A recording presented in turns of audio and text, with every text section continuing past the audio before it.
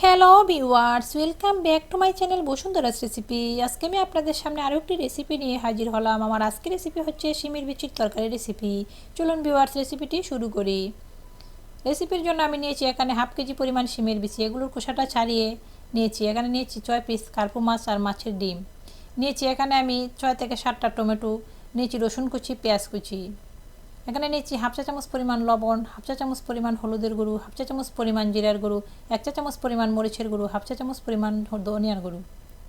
এখন আমি দিয়ে দিচ্ছি 2 টেবিল চামচ পরিমাণ সয়াবিন তেল। তেলটা গরম হওয়ার পর এখানে আমি মাছগুলোকে হলুদ লবণ মেখে ভেজে নিচ্ছি। কয়েক মিনিট ভাজার পর মাছগুলোকে উল্টে দিচ্ছি।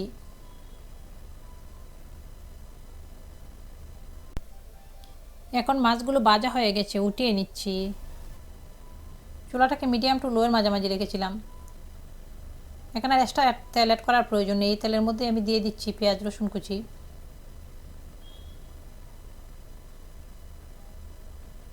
অল্প একটু ভাজার পর বাকি মশলাগুলো দিয়ে দিলাম। দিয়ে আমি এখানে অল্প একটু পানি অ্যাড করে 4 থেকে 5 মিনিট মশলাটাকে ভালোভাবে ভেজে নেব।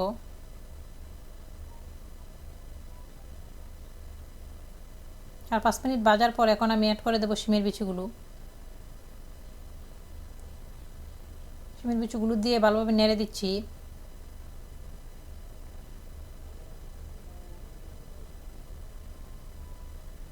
ঢাকনা দিয়ে দিচ্ছি 5 মিনিটের জন্য।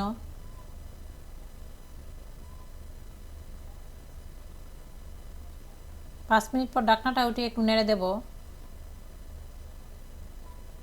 আমি এখানে কাঁচা শিমের বিচিটা নিয়েছি। আপনারা যদি শুকনো বিচিটা নেন তাহলে আগেই সেদ্ধ করে নিতে পারেন।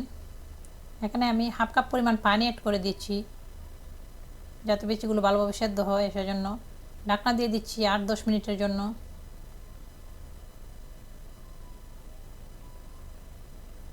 10 মিনিট পর ঢাকনাটা উঠিয়ে আমি দেখে নিচ্ছি বিচিগুলো সেদ্ধ হয়েছে কিনা।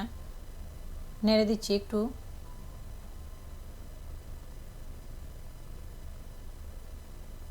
বিচিগুলো প্রায় 90%-এর মতো সেদ্ধ হয়ে গেছে। এই পর্যায়ে এখানে আমি টমেটোগুলো অ্যাড করে দেব। টমেটোগুলো দিয়ে নেড়ে দিচ্ছি।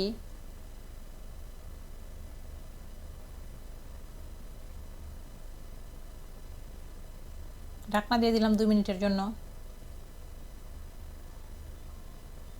2 মিনিট পর ঢাকনা উঠিয়ে আবারও নেড়ে দিচ্ছি।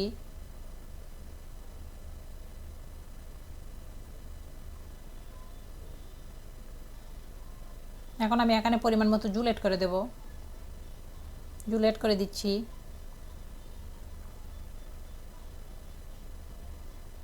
জলটা দেওয়ার পর চুলাটাকে হাই আঁচে দিয়ে দিলাম। ঢাকনা দিয়ে দিচ্ছি 10 মিনিটের জন্য। এখন আমি মাছের ডিমগুলোকে চামচের সাহায্যে ভেঙে নিচ্ছি।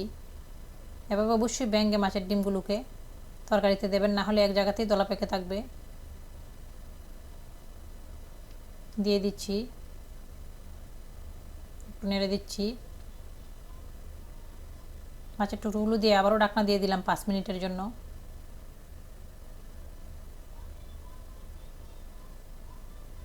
5 মিনিট পর ঢাকনাটা উঠিয়ে দেখিয়ে দিচ্ছি। দেখতে পাচ্ছেন মাছের ডিমগুলো খুব ভালোভাবে সেদ্ধ হয়ে গেছে।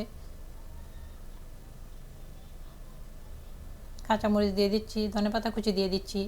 আমার রেসিপিটা দেখার পর অবশ্যই লাইক কমেন্ট শেয়ার করতে ভুলবেন না। আর আমার রেসিপিটা যদি ভালো লাগে অবশ্যই আমার চ্যানেলটিকে সাবস্ক্রাইব করবেন, পাশে থাকা বেল আইকন অবশ্যই ক্লিক করবেন নোটিফিকেশনগুলো পাওয়ার জন্য। রেসিপিটা অলরেডি হয়ে এসেছে। চুলাটাকে এখন বন্ধ করে দেব। সবাই ভালো থাকবেন, পরিবেশন করে নিচ্ছি। দেখতে পাচ্ছেন রেসিপিটা কতটা সুন্দর হয়েছে। আজকের মতো এখানেই বিদায় নিচ্ছি। Bye bye.